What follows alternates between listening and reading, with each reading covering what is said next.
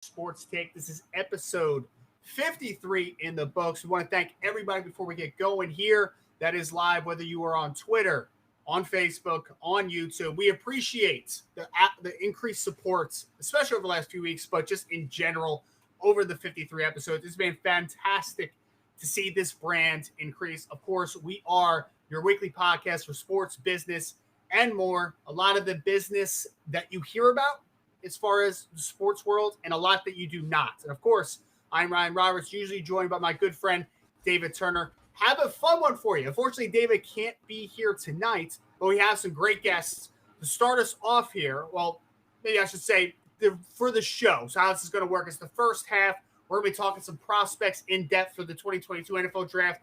And then, of course, we're going to get Mr. James Kirkland on for the second half of the show for Kirkland's Corner to talk about whatever he wants to talk about. We don't know what he's going to talk about, which is why it's such a great conversation, because it is genuine, it is off the cuff, it is whatever James, of course, James, former scout for the Oakland Raiders, a couple other teams as well, and he was most recently director of player personnel for the University of Illinois. So make sure that you stay around for that. But of course, I have a good friend here, a part of RiseandDraft.com, Mr. Devin Jackson. Now, Devin does a lot of things. So, Dev, just give us a little brief synopsis of yourself, man. Where can they find you on Twitter, and what are some of the great things that you're doing in the sporting world?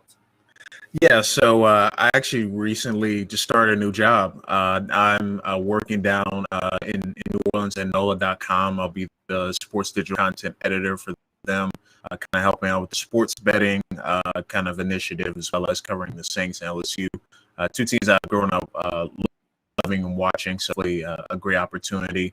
But in terms of the draft world, you said I contribute at Rise and Draft.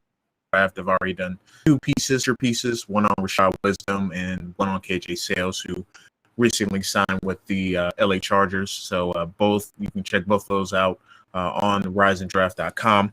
And then I write for BlueChipScouting.com. I'm the MAC and Mountain West area scout. So I exclusively cover those two conferences. But, I find myself watching all types of prospects, from D2, NAIA to D1, FCS. I try to hit all the different areas and kind of get a well-rounded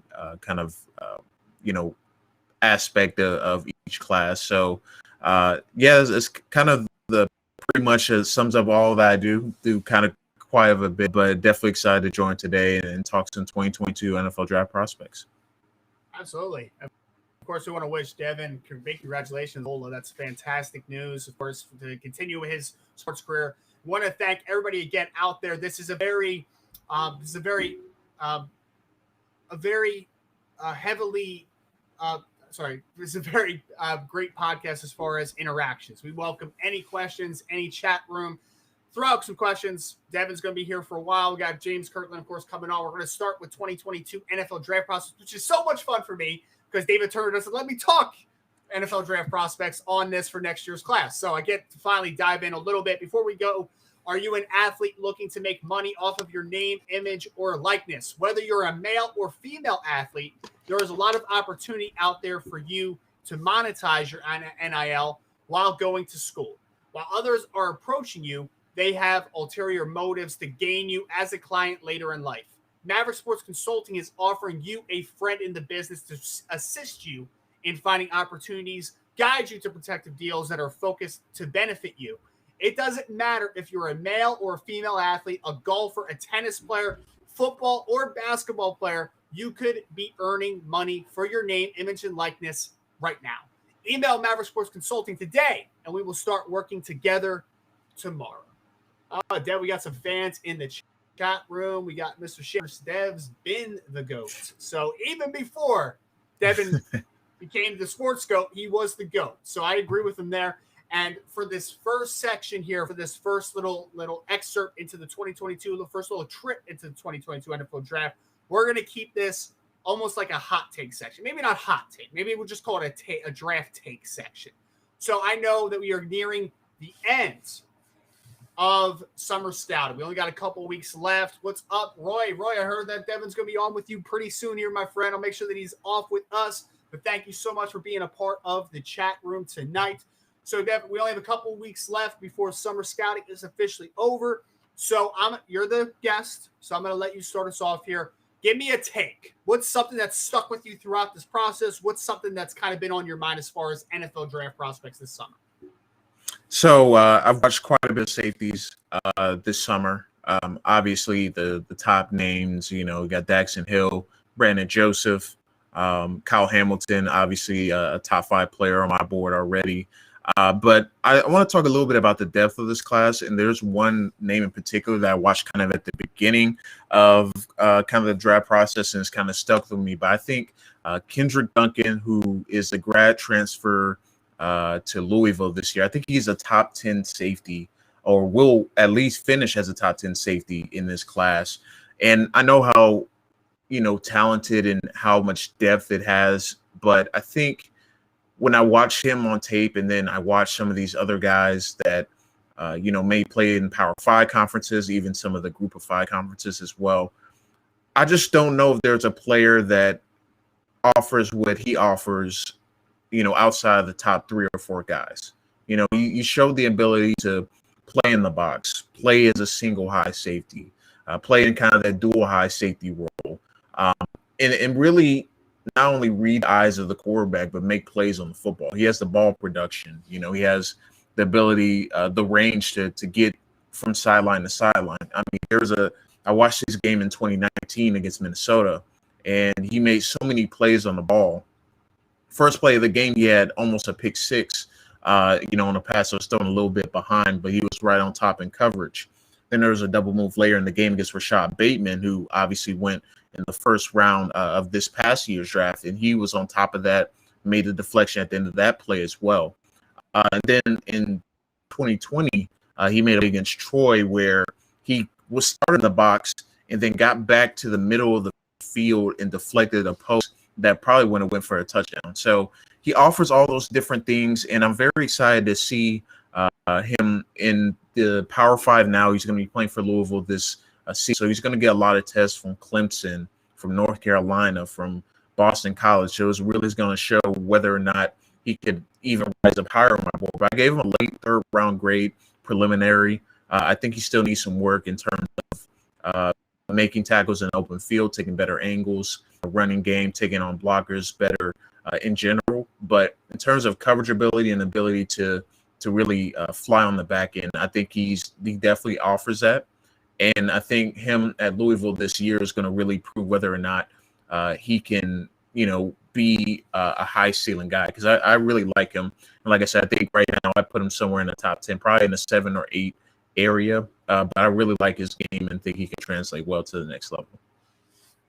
And I love it, too, because he's a part of a transfer duo at safety going to Louisville. Of course, him being the Georgia Southern transfer. Also have Quinterio Cole transferring over from Alcorn State, who's another big body safety. So they added definitely some length to the back end at the safety position.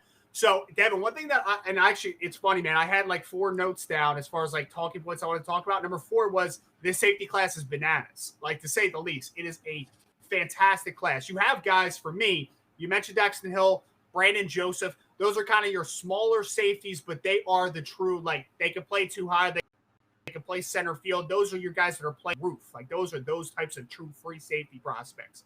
Then you got guys, of course, Kyle Hamilton, number 1 in the class, but you have Isaiah Palomoa from USC, who's a big 6'4" safety. You got Sterling Weatherford from Miami, Ohio, who is another 6'4", 220-pound safety. You got Kendrick Duncan, that's 6'3", 220 pounds.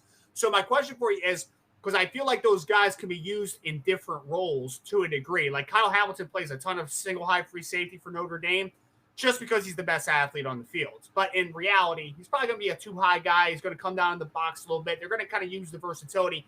For me, what would you say is Kendrick Duncan's best role at the next level? Is he a true split field safety? Is he a guy that you're trying to get down near the line of scrimmage more? Like, what do you think is his preferred role at the next level?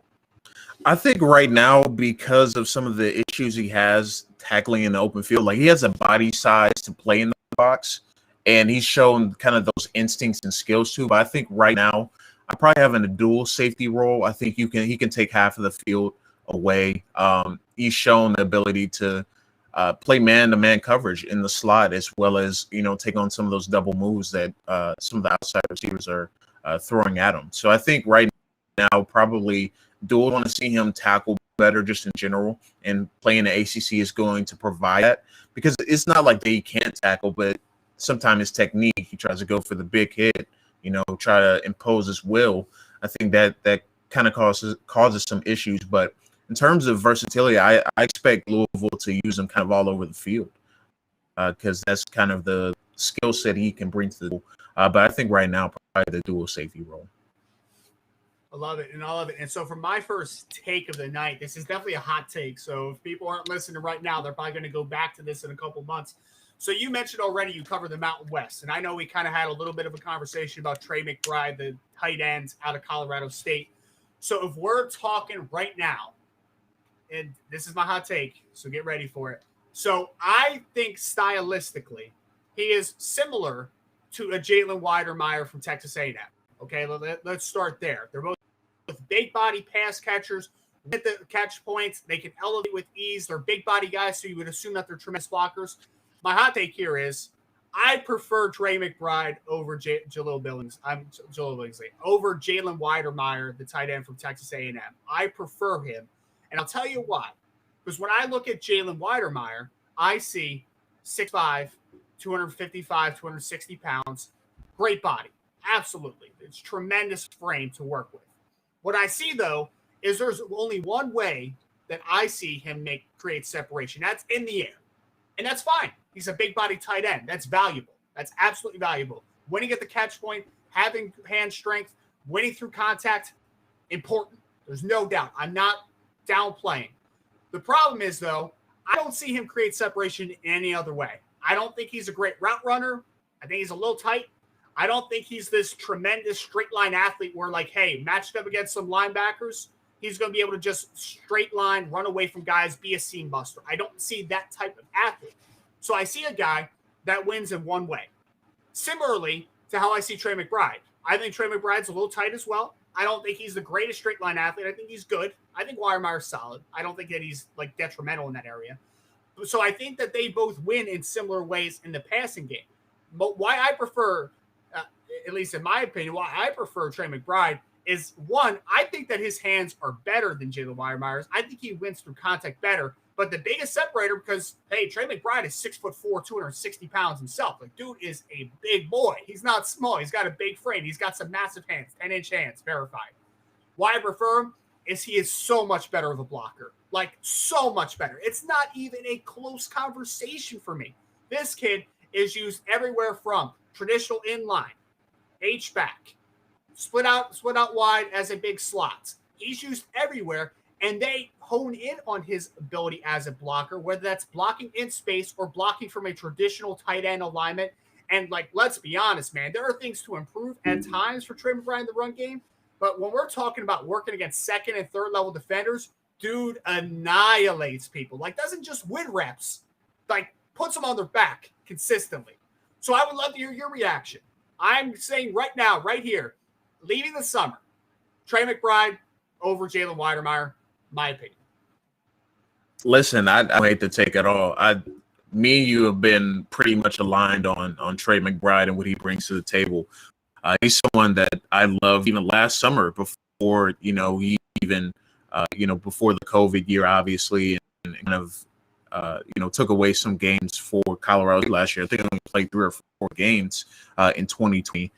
But I don't hate the take. I think I'm just a little worried about McBride in terms of how are they going to weigh, kind of the competition, obviously, because we know how much the NFL loves the pedigree of SEC players playing against, big time opponents every single, and, but the take in general, I don't think is bad at all. I think it's pretty spot on in terms of how Weidermeyer wins versus McBride. And I think it's a great take. I don't think I'll go as far as to do that, but I mean, McBride has already been solidified as a top 5 tight end to me in this class. So between him and Weidermeyer, I mean, if you prefer McBride, I wouldn't hate it at all. I think, when you look at what McBride offers to the table. I mean, we know Watermeyer is, a pretty good athlete, but in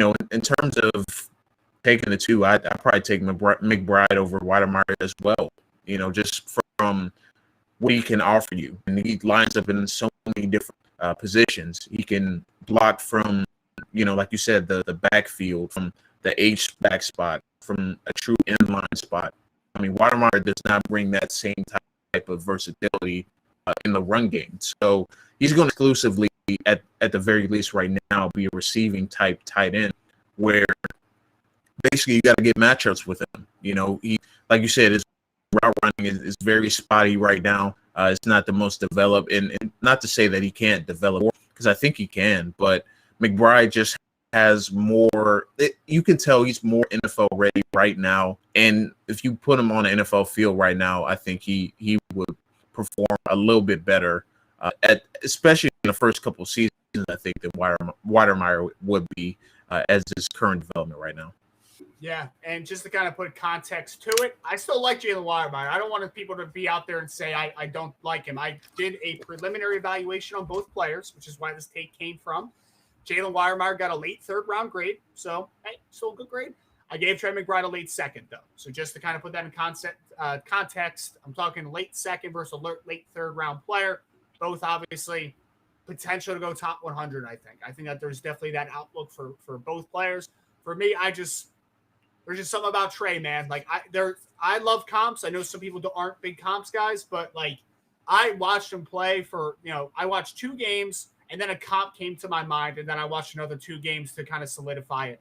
It reminds me so much of Brent Selleck that played, for the Philadelphia Eagles for a long time. And people kind of have this, not preconceived, but they have this lasting opinion of Brent Selleck. They remember him later in his career with Zach Ertz when he first got there, where he was a number 2 tight end who was just used as a blocker, was a secondary option at the tight end position as far as receivers. But go back and look at what Brent Selleck was doing early in his career. We're talking about a 900-plus yard a season tight end for like 3 or 4 years there. So he was an accomplished receiver, and he was a dog in the run game. That's kind of what I see with McBride. I gave Jalen Watermeyer a comp to Brandon Pettigrew that came out of Oklahoma State, who was a good contributor for the Detroit Lions. Had a couple 60-plus catch seasons, just nothing dynamic about him, and there were just some struggles in the run game. He just was never that complete tight end. So just to put the context there, Devin, let's do one more each, and then I think James Kirkland is already waiting backstage for us, so we'll get him on here. And I would love to hear his opinion on maybe that level of competition debate in a second, but let me hear your next hot take. So my next hot take. So we know how much the NFL loves kind of those gadget guys, speed guys that can do a little bit of everything. We saw Tutu Atwell, Dwayne Eskridge go early rounds. Ladder. I think Calvin Turner Jr. from Hawaii will be that guy this year, where he completely comes out of. He doesn't come out of nowhere, but his profile, his kind of background is so intriguing. Quarterback. Actually, he went to Jacksonville University to be a defensive back. Yes, a quarterback and played option back. Then he transfers to Hawaii. He plays running receiver and wildcat quarterback for Hawaii. So watching this film was probably the most fun I've had this summer, because he does a little bit of everything, and you see the explosiveness, you see the ability to make people miss an open field, creativity, and we got into a point in the league where it does not matter too much whether or not the size, whether or not you come from a big school or not, because the NFL proved last year that if you have speed, they're going to roll for you. And for Turner, he's really entering his second true season as a receiver slash running back, so he's going to grow more and more. But he has natural vision, natural ability to people missing the open field, can just explosive with the ball in his hands. And I think he's going to improve a little bit more in terms of route running nuance. He can do a little bit better stacking defenders, and especially when he's attacking vertically. His size is going to be a bit of a problem in some people's evaluation, because he doesn't have the long reach. You pretty much got to manufacture touches for him. But but I think he's going to test really well as an athlete. I mean, he played 3 different positions, and I just love his game. I gave him a preliminary grade, probably one of the highest I gave for a Mountain West prospect outside of like Carson Strong. I gave him a higher grade than Romeo from Nevada. So just how much I like him and what he brings to the table. I love it, man. And I love the context because I actually brought him to the table for the College Gridiron Showcase. We were talking running backs a couple weeks ago, and I brought him there because I didn't know which group to put him in. Because like you said, the guy not only was recruited to play defensive back, but he played defensive back at Jacksonville as a freshman and had 53 tackles and 6 pass breakups. Like, he was productive defensive back there. Then next 2 years, option quarterback, 32 touchdowns rushing in those 2 years. Comes to Hawaii, they use him a little bit of everywhere. I've seen him run wildcat quarterback. I've seen them trade traditional handoffs, run an inside zone. I've seen him in the slot. A lot of fun things about Calvin Turner. So I love that mention. Last hot take for you guys before we get James Kirkland on.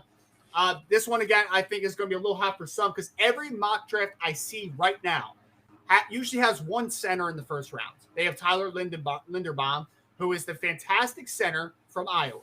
And to paint the picture of Linderbaum, he is 6'3", 290 pounds, former wrestler, of course. He plays at Iowa, so he has to be a wrestler at some point in his life.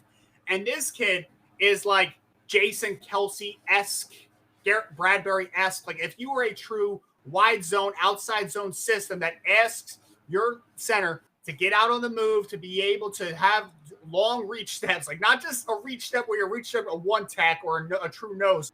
Like, my man is reaching 3 techs, and he's getting there because he is a special athlete in position. The problem is 6'3", 290, right? There's some limitations as far as power. Like, there just naturally is. He has decent grip strength, but there is just some times where, like, hey, man, he just doesn't have a ton of length. He doesn't have a ton of power. So some bigger interior defense linemen are going to give him some issue. So here's the issue with this, and here's the take coming. Tyler Linderbaum could very well be the first center off the board if I'm talking about, like, hey, the Minnesota Vikings, or I know they have Bradbury still, but like a team like the Minnesota Vikings or now the New York Jets or the San Francisco 49ers, one of these teams that run a high percentage of outside zone. That is where he fits best. The issue here, though, is I don't think Tyler Linderbaum's going to be the first center off the board. One, because there's not a lot of teams that are going to stylistically like him. There's not a lot of teams that run, a high volume of outside zone. There just isn't. So that immediately, says the field is larger than what the demand might be for a guy like Linderbaum. And then the other big reason is I think this is an excellent center class. Excellent center class. And I think there's 2 players for me that people are underrating right now. They're overlooking a little bit, which is pretty insane because one guy's from Notre Dame, which cranks out offensive line prospects, okay? And I'm talking about Mr. Jared Patterson, who's entering his 3rd year now starting at center for Notre Dame. They were toying with moving him out to guard or even tackle this year because he's that good of a football player. Now, this kid is 6'4.5", 305 pounds. He is a bigger-bodied bigger-bodied center. He reminds me a little bit of Alex Mack, who has been one of the best centers that we have seen in in the last 10, 15 years in the NFL, one of the better centers.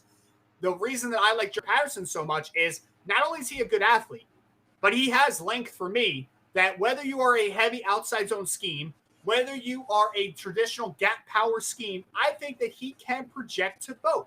And I think that he can be very good. I gave him a very high 2nd round grade. I'm finishing up Linderbaum now. I think he's going to be in a similar ballpark.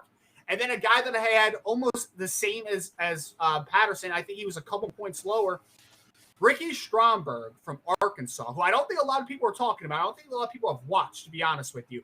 My man is 6'4", 310 pounds. And I will tell you, Devin, I watched Cunningham, the left tackle, and I just kept writing down on my notebook, 51, the center. And I will tell you, when offensive linemen pop out on film, man, that's pretty rare. It doesn't happen a ton because you really have to have, you have to have your eyes trained well to kind of fixate on some offensive linemen. And he kept just popping out. So I was like, I don't know who he is. I went and looked. Like, he made fourth team All SEC or something like that last year as a true sophomore. Wasn't like the highest recruit of all time, but I go back and watch 4 games of him. Fantastic, man. Like, some people are going to compare him to Frank Ragnow, and I'm okay with it because I think that he has the length. I think he's incredibly physical, and I think the flexibility is really nice. I don't think his foot quickness is quite to the Jared Patterson and definitely not to a Tyler Linderbaum, but I think that not only can he play in both systems, I think the flexibility he has is pretty rare for an interior offensive lineman. He gets put, and this is going to happen sometimes when you're reaching, your body gets contorted in some weird angles. And some guys are going to fall over because their ankles are tight. They don't have a ton of flexibility. They're not able to redirect and then work to your set to the upfield shoulder. Like, they're not able to do that. This kid can. He's flexible. He can get himself out of trouble. I really like this center class, but I really like Ricky Stromberg. I've done 2 mock drafts so far. I gave Jared Patterson the first center off the board. I've had Tyler Linderbaum go in the first round in both of them.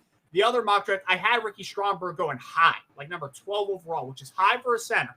But, man, I think he's an excellent football player, to say the least. Dev, I don't know how many of those guys you've watched, but if you want to just maybe throw out some thoughts on any of them, if not, we can move on to James. Just wanted to give you the option or the ability to kind of give some context to my evaluation. Yeah, Linderbaum is someone, has been, I think, kind of in the spotlight the last couple of years. Obviously, Iowa has produced Tristan Wirfs, and Alex, and obviously got drafted last year. There was talk of Linderbaum maybe entering the draft last year as well. So he's definitely someone that I've watched before in terms of, in passing and just in general. Ricky Stromberg is actually someone that I did watch. And I came away with some very similar thoughts that you had in terms of flexibility, ability to climb second level, and really do some impressive things at the center position. And, the position has become more and more important in the NFL. You got to have a good center to really get that next level in terms of being a championship contender. And you mentioned they should be calling the name of one of these 3 guys next year, because they're going to be immediate, I think, upgrades to what they have now in Gary. No disrespect to him, but I think their ceilings and upside are higher than what he offers right now. But in terms of Stromberg, he's someone I really like, and really, I think quite a few people at Blue Chip Scouting actually like him as well. Tyler Browning did a report on him, and I believe he gave him a 2nd round grade as well. But yeah, Stromberg is someone really, really impressive. I really like what he brought to the table.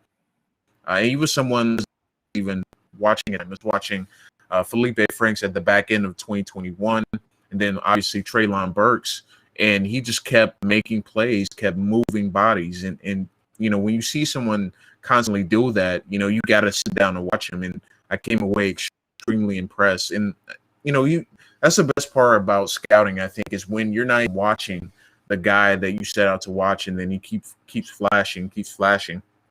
And that's ultimately what happened with Kendrick Duncan, because I was actually watching Tanner Morgan when I was evaluating kind of him heading into this year.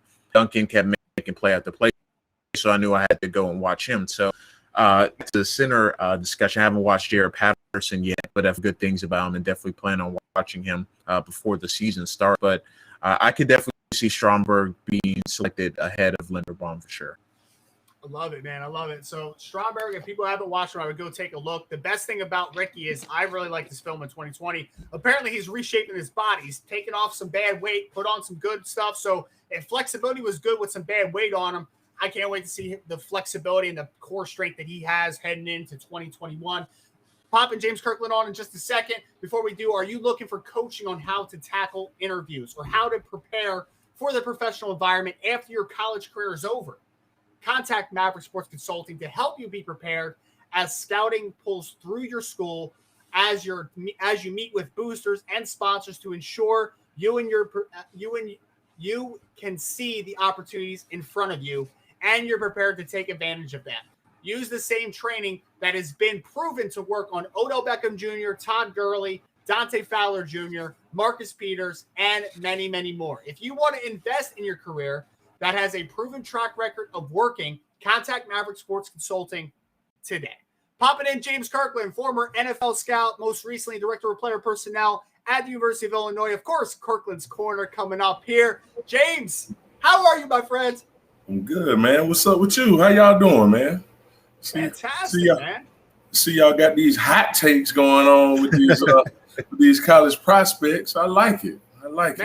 James, David doesn't let me talk 2022 NFL draft, man. He says it's too early, and I think it's kind of crazy. So he wasn't going to be on. I'm talking 2022 NFL draft prospects. It has to happen, you know? It's early. It's early. I mean, I've been watching some 2022 guys myself. And ultimately it's like, okay, I'm watching this dude. I get a good feel for him, but it's, he's got another year left. Let's see what he does with his last year. You know what I mean? So, usually, it's James, a tough deal. Usually in the summer, I'm just taking notes, and I'm just kind of leaving those notes, see how the progression works. But, I'm a part of the media, brother, so I had to do some reports this year, some preliminary reports. So it's what it is. I guess I'm blessed, and everything. Yep. You know what I mean? So that's one good thing about the media is most of the time you all are ahead of the curve. The other stuff, the other stuff can be topsy-turvy, but, it's all good, I was sitting on here, I was listening to y'all, and I was just popping these guys on and watching their little YouTube highlights or whatever. So, Turner looked interesting, you know what I mean? Looked at Linderbaum, all those guys. So, looked at the tight ends. Was it Weidemeyer and somebody else? The kid from Colorado State, I guess. Yeah, Trey McBride. Yep. Yeah. This is awesome, man. I always drop knowledge to David. He doesn't take any notes. You're looking up guys while you're in the back of a room, dude. Man, look. One thing I've learned being in this business for a while, you better have an open mind. You better believe that. If you got a closed mind and you're not willing to listen to what's really going on and anything new that's different from what you know, you're gonna down the vine. You're going down the vine. Plain and simple. So, it's just like now, like you're talking about offensive linemen. Like a lot of these offensive linemen I watch now, they, it's a different game, right? You talked about Alex Mack. I was with the Browns when we drafted Alex Mack in the first round. Alex Mack was a physical dude. He's a road grader. He was big. He could run. All of that stuff was there. Now it's kind of like, can they get in the way and can they stay in the way? That's kind of just the base criteria. You're not really moving people. So, you have to get used to that. It's a different deal. Yeah, no, for sure. And that's why they made wide zone, right, baby? You're just getting in front of guys and you're riding that wave and you're getting that little cutback lane. Like that's it, And let the back figure it out. That's it. That's it, man. And that's the funniest thing, talking about like a high school coaching thing. Like I remember like trying to teach running backs like, hey man, you're running inside zone, but usually it doesn't hit front side. You need to be patient, hit that backside A and B gap. And they're like, wait, what? I'm cutting back here? Like, God. Just ride the wave, man. It'll bring you there. Press the hole and find daylight. That's your job. That's it. Yeah, man. So, James, Kirkland's Corner, man. Kirkland's Corner. I know, hey, we could talk about this all night, but this is my favorite segment every time we have you on because I don't have to prepare anything. This is all you, baby. So hit us with some knowledge. What are you thinking about? It's real simple. I mean, really and truly, all I've been watching I've been watching a lot of things, but the thing that's kind of had me interested of late is the young quarterbacks. Obviously, getting those guys getting their first preseason action, what they look like. You hear all the talk. Man, I'm telling you, man, Mac Jones gonna start week 1. It's kind of like, slow down. Zach Wilson, does he really look like? Does he look like the number 2 guy in the draft and the savior? I don't know. I mean, I thought of all the guys I've watched, the guys that stood out honestly were the guys that could run around a little bit. I think it's something to be said nowadays for the quarterback that can move, buy time, run, and throw on the move. Like those are the guys that make it now. So Trey Lance showed up, made a couple of nice plays down the field, one with his feet, one with his arm. You're like, okay, like this guy's gonna be okay. Like Mac Jones was more of a, he was more of what you expected, kind of traditional. Everything's in order, going to the right place with the ball, all of that kind of stuff. So it's just been interesting to kind of watch these guys, kind of get started with their careers. Like I watched Trevor Lawrence. I watched every snap he took. I thought he did some nice things. He made a really nice throw on an out cut. But like he also took a few sacks too, which was something you saw carry over from college. You know what I mean? And I had a chance to do him in high school where, it's a little bit of his MO. Like that's kind of what he does. If it's not there right now, if it's not kind of playing, he's going to hold it and he's going to take sacks. So, that's really what I've been doing. The one guy that I thought was interesting was Kyle Trask. Now he's obviously he can't really run, but he's a big man and he can normally get it in the area. Like he does a good job of putting the ball in a place where his receivers can catch it.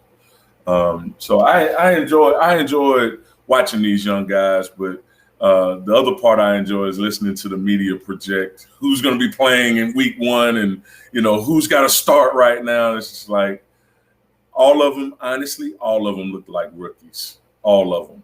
As basic as the first week was, all of them look like rookies. So, obviously Mac Jones, what that reminded me of was Brady Quinn.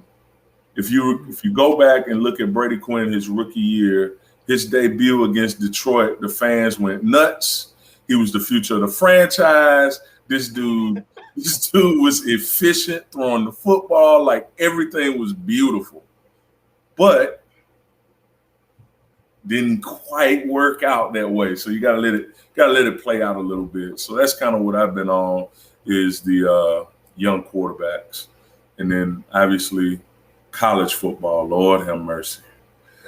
What is going on in college football? So now it sounds like we got the Pac-12, Big 12. Was it Pac-12, Big 10, and ACC are going to, align, come together against, and compete with the SEC. What are y'all's thoughts on this? Y'all are college guys. Y'all pay attention to what's going on in the college world. I have my thoughts, but let's throw it out there. What you thinking? I want to hear Devin first so I can collect my thoughts. Go ahead, Dev. I'm not really feeling it, to be honest. I don't see why they should go ahead and do it now. Like I understand that the SEC is trying to get all these different teams in, but I don't think banding all those different conferences together will stylistically work. Just in terms of scheduling, in terms of the teams that are within those conferences. Because you look at the ACC. It's pretty much Clemson right now that's at the top by themselves. In terms of talent, coaching, etc. And then it's a lot of teams that are on the come up, but not necessarily there yet. With North Carolina, obviously, Miami starting to kind of get their swagger back, but when I look at those, them potentially aligning, I just don't see how it's going to, because you got teams like Ohio State and Clemson, particularly, who have been there at the college football playoff every year, and they pretty much are head and shoulders above the rest of the conference. So why would they join all these two other conferences where, basically they got their equal that they're potentially in against every year, before they even get to the college football playoffs. So I look at that, and then, like I said, stylistically, in terms of scheduling, there's some rivalries that may get, thrown out and whatnot. So I think just in general, I don't like the idea. I understand that the action, like to the SEC getting Oklahoma and Texas, is like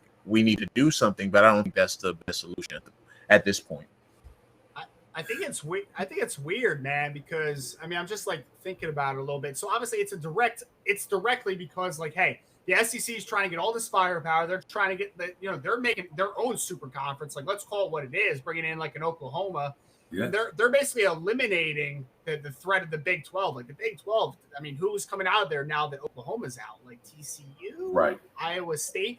So like my thing is like Yeah. obviously you're trying to make a super conference to compete with the SEC. They kind of forced your hand, it seems. What is the bet? My question is like, and I love if you answer this, James. Is there a better alternative to it? Because like, what is the Big 12 going to do? Start plucking a couple Mountain? I mean, look, Pac-12. Like Pac-12 is going to start plucking a couple Mountain West teams. Is the Big 12 going to start going to the FCS and try to get a couple of those teams up? Like, I don't know if it. I don't know. I just feel like if something doesn't happen where they all align, do the conferences just die? Like, are they ever going to get back to competing with the SEC? You know what I mean? Woo. So if you remember the first Kirkland's Corner, we talked about when the Austin case went down and the NIL thing went down, it was going to be absolute chaos. It was going to be the Wild Wild West again. Like you turn it into, in a lot of ways, you turn it into professional tackle football now. Like you got cats opting out of high school to go play in college so that they can get their money up. I just saw somebody else sign a big NIL deal today. So the response, JT Daniels, Bojangles, right? Correct. Yeah. Correct. So now, like, all of this is a response to, all right, we've got to figure out how to make more money. We gotta widen the pie on this money thing. So why would Texas and Oklahoma go to the SEC?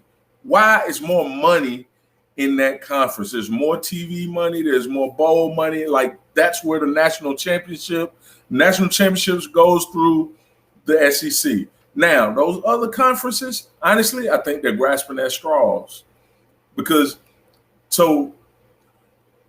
what happens? Let's just theoretically, let's say Ohio State and Michigan opt out of the Big Ten and go to the SEC. Now what? All the blue bloods except for SC are in the SEC. And Notre Dame. I mean, does Notre Dame look? All due respect to Notre Dame. All due respect to Notre Dame. You know, respect the Dome. My man Lake Dawson is a Notre Dame guy, but I mean, Notre Dame has been in the mix, and they kind of don't match up. They're good enough to get there. It's coming. But I mean, would they get there if they play the SEC schedule? I don't know. Well, that's just speculation on your part. There's no facts to back this up. Sustained. Just pure opinion. That's why I say, hey, much respect to Notre Dame. But, I mean, all the blue bloods in the SEC. So now what?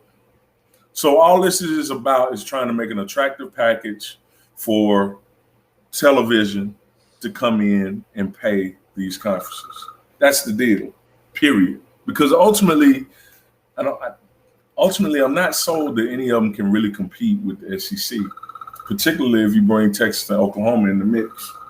Mm-hmm. It's just not happening. So, really sticky in college football right now. It is, really man. sticky. We talked about it. Bryce Young, the quarterback that's going to be at Alabama, has made almost $1 million in NIL deals. He's thrown 22 passes in college football so far. So, not even just talking about the money side of everything. It's going to be crazy. James, if I can though, because I think this is another conversation that we can go to. We can go on for 3 hours all night long. Believe Seriously. that. So let's go back to your first point because we didn't really talk a ton about it, right? Let's talk about these rookie quarterbacks. I think what would be cool is if let's go first round quarterbacks here, and let's predict when they will start. Because I know you love talking about the speculation of where they're going to start. So why don't we start there? Dad, why don't we start with you, man? Any chance? Let's start with Trevor Lawrence. Let's start with number one. Any chance that Trevor Lawrence is not the starting quarterback week one? You giving Gardner Minshew any shot there?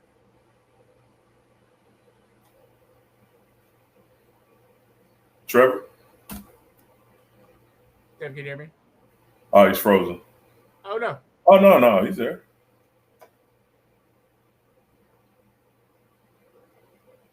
All right, James, let's start with you then. I would say more than likely he's going to be the starter. I like Minshew. I think he's a tough dude. I think he's a good little player. But I think the whole purpose of having Urban Meyer there, drafting Trevor Lawrence, I think the whole purpose of that is to put those two together and let them kind of work through it. Grow together and grow the championship football in time. So I think now they're going to take the time. They're going to take the time. Let Trevor learn on the job. Let him take his lumps, and they're going to go ahead with him right now. I don't think there's any chance that he's not the starter. I agree completely on that one. So let's go right to number 2. You talked about him already. I think Dev might be able to hear us. So Devin, prediction here: Zach Wilson, easy money, right? Number 2. In terms of, is he going to start? Yeah, start week 1. I think he started the first preseason game, right? So that's easy. Yeah, he's definitely going to start. I don't think they have a plan to not start at this point. From what I've seen, at least through Twitter videos, he's taken most of the starters reps, and I don't see anyone really challenging him from the job. Just looking at who's on the roster right now, so I definitely say yes. I don't think they have a guy on the roster that's throwing a pass in the NFL. So just to put that into perspective as well. I think, James, we can skate past that one pretty quick, right? Yeah. New coach, brand new quarterback. Let's grow together. All right. Well, hey, number 3 overall pick. This one's a little interesting because we saw the flashes of Trey Lance. You mentioned Mac Jones a little bit. Like, it took Mac Jones 8 to get – he had to complete 13 passes to get to 80-something yards, right? Trey Lance did that in 2 throws. So just put that in perspective. Of course, they have Jimmy Garoppolo, whose record historically with Kyle Shanahan is fantastic. He's been to a Super Bowl, paying him a lot of money. He's still in the door. James, what do you think is going to happen week 1? If it is not Trey Lance week 1, when do we see him? Do we see him this year? I think you're doing everything you can not to have to play him, because even though he did make some big plays, he threw some balls too now. Like, I mean, where you playing third base, and it's like, man, this is ball 19. Like, so he missed some throws. He missed some throws in that first appearance. So I think he's got some more growing to do. He's a little bit raw. There are times you see his feet are straight ahead, but he's throwing the ball over here. So, he's got some mechanic stuff he's got to work out. And then obviously, speed of the game. And then as it gets more complex, he would probably struggle a little bit more. So I think you go with Jimmy G, go with the proven guy, the guy who gives you the best chance to win right now. So I expect to see Jimmy G, but I think you try to hold off on playing this kid at all unless you're out of it. And I was so big on Trey Lance. The one thing that drove me crazy, and you just talked about it technically, dude, why is your lead foot pointing completely in a different direction than where you're throwing the football? It doesn't make any damn sense. It's so weird. I don't understand. It's like I don't know. If you got away with it. If you got away with it, then that's what you do. I mean, Pat Mahomes can get away with it, but I feel everyone's trying to be Pat Mahomes right now. But that's a different conversation. I'm actually going to have a little bit of a disagreement, just slightly. Okay. Because in a real world, I would like Mr. Trey Lance to sit a little bit, but I think so. He threw like 300 total passes in college because he played 1 year, redshirt freshman, and then he only played 1 football game in 2020.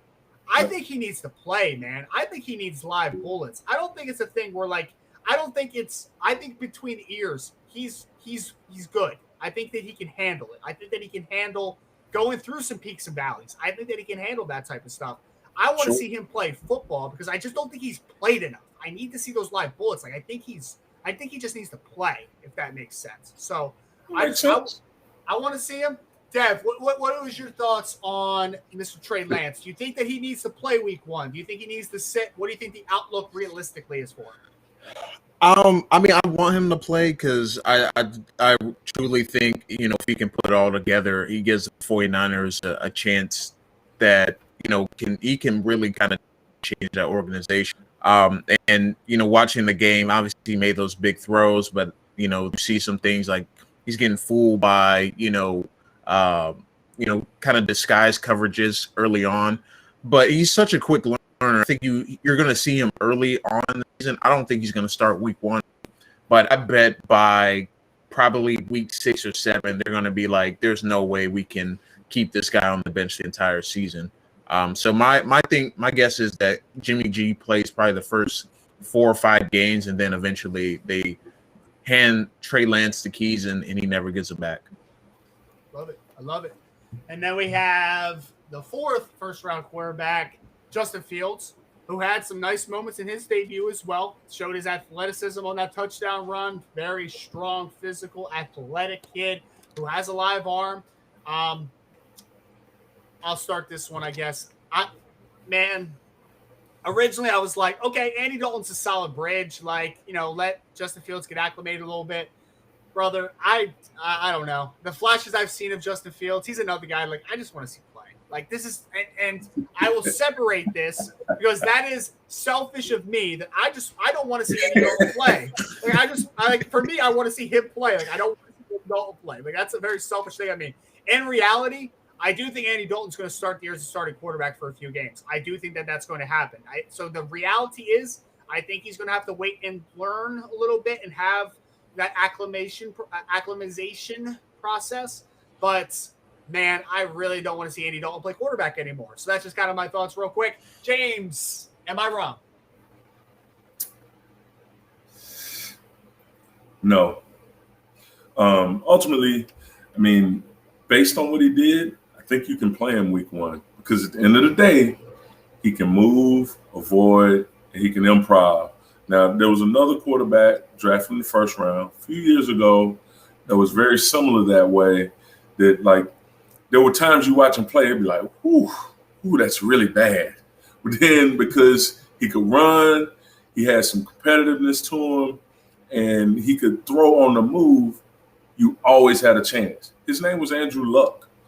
So I think this guy has the capacity to play very early, but I think they're going to go ahead and let Dalton, kind of bust some champagne off this ship, let it get to see a little bit, and then Justin Fields will take over. I think he's the guy of the future. Period. All right, Devin, is it unanimous?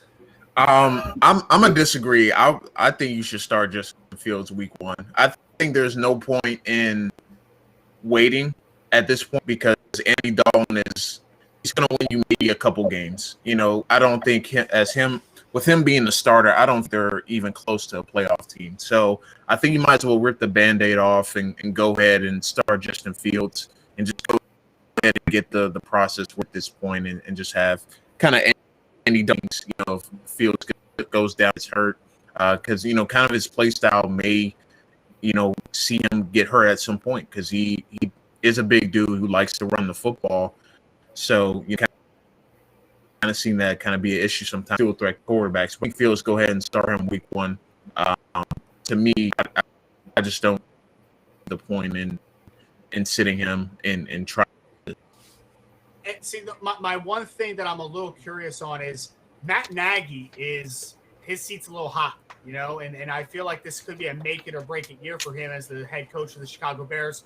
So I'm curious to see if this coaching staff thinks that Andy Dalton gives them a baseline of being a more competitive football team because he's just kind of been there, done that. Maybe he doesn't kill you with a bad decision. I'm a little curious to see that aspect. That's why I'm a little hesitant on it. But I mean, again, I want to see Justin Fields play. I don't want to see Andy Dalton play. Like, I've seen enough Andy Dalton for a lifetime. Like, he's a solid, like, he's passable. He's fine. Like, he's credible. He's credible. He's all around credible. He's acceptable. He's acceptable. Yeah. But Fields has a chance. I think Fields can make them dynamic. The question is, will Fields make the kind of decisions that allow you to keep the chains moving, play in and play out? This guy's open here, hit him. You know what I mean? So it'll be interesting. It'll be interesting. And with that defense, the Bears still have a good defense. So when you have a good defense, you don't want to put them in bad situations. Like, you want them to stay firm. You don't want to turn the football over. Like, keep that defensive strength. So, interesting one. You're making the case for Andy Dalton. I am. Well, I said Andy Dalton's going to start. I think he's going to start the start. I think it's going to happen. But then when the Bears are like 3-5, they'll be like, all right, man, what do we do? Yeah. We're good. I don't think Trevor's off though. I don't think Trevor's off. I think he makes a good point.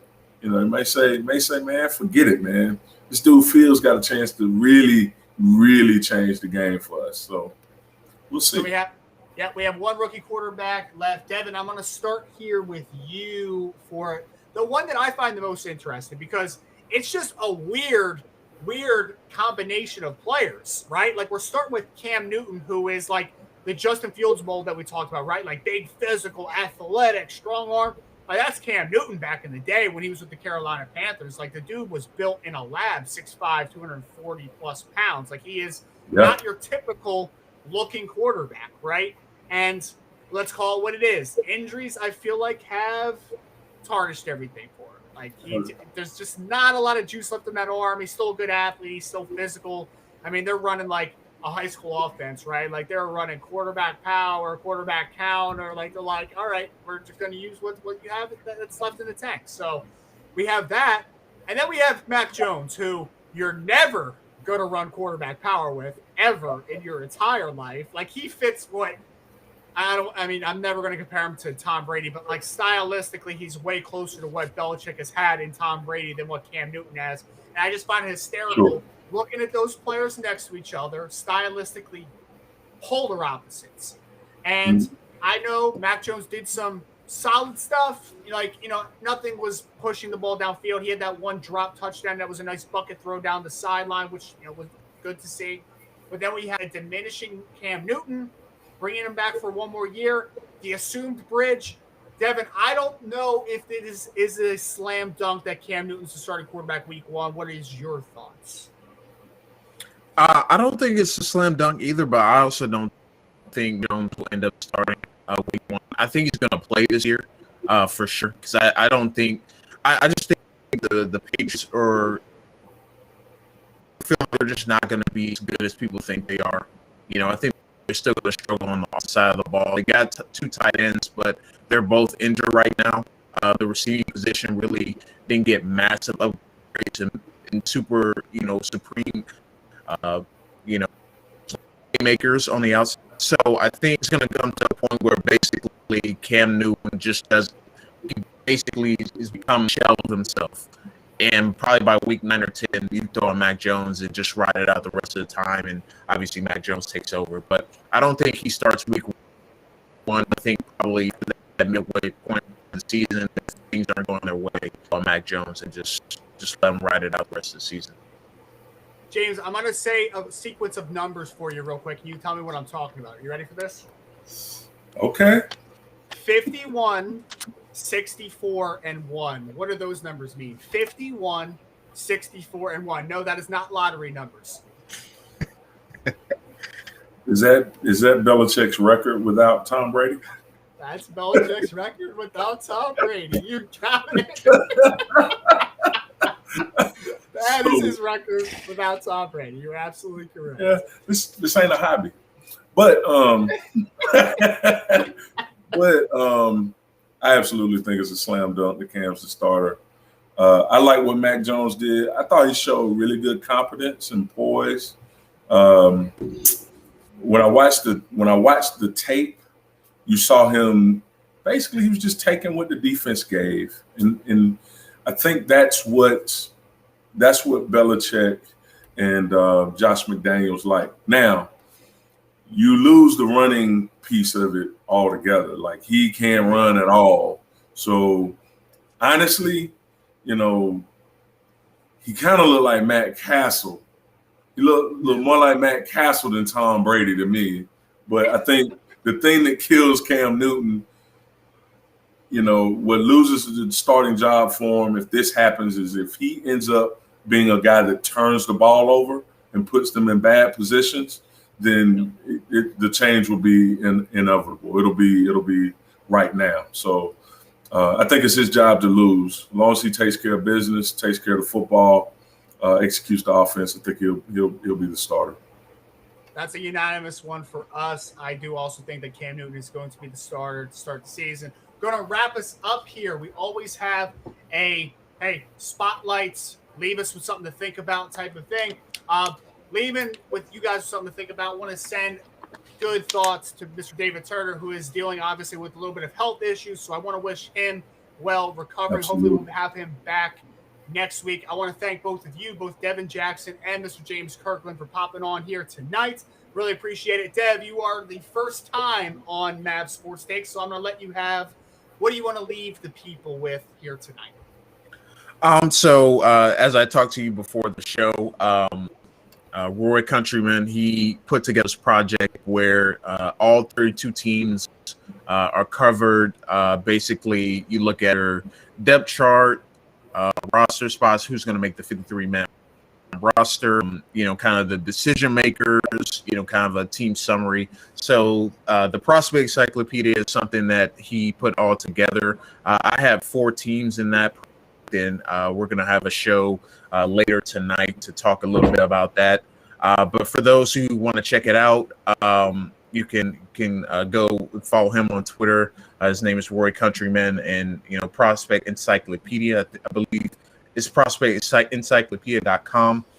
You can get that, and then you can get all 4 sections of the teams I did. I did the Titans, the Cardinals, the Saints, and the Dolphins. By putting the promo code Devin Jackson, you can get those 4 teams for free, and the Bucks come for free as well. So if you guys want to check that out, that'd be greatly appreciated. Yeah, while I was with NFL Draft Bible, Roy was putting out the product there originally. Now he's kind of doing it by himself off to the side, but a lot of work that has gone through, not only with him, but with Devin and some others. So, James, ending us. I think it's like, what, your 5th time on? 4th time on? I don't know. You're definitely our most frequent guest. So let us end us with something, my friend. I think at the end of the day, man, just tackle football is life. I love it. And, I don't have any poignant statement for the night. So I'll leave that to you creative minds. But I'm glad to be on here. Hopefully my man Dave will square up here shortly. It's tough when your health is breaking down on you. So hopefully it'll be square up. I'm praying for him. Everybody out there, pray for my man Dave. All right. Yep. And everybody out there, we appreciate you for coming along with the ride, talking some ball, talking some 2022 NFL draft prospects, talking some rookie quarterbacks, talking some college football. We truly do appreciate it. If you can give us a like, a share, a retweet, a subscription, just give us a little rating. Give us anything. We appreciate it so much here at Mavs. Show us some love. Show us some love, baby. That's all it is, man. MaverickSportsConsulting.com.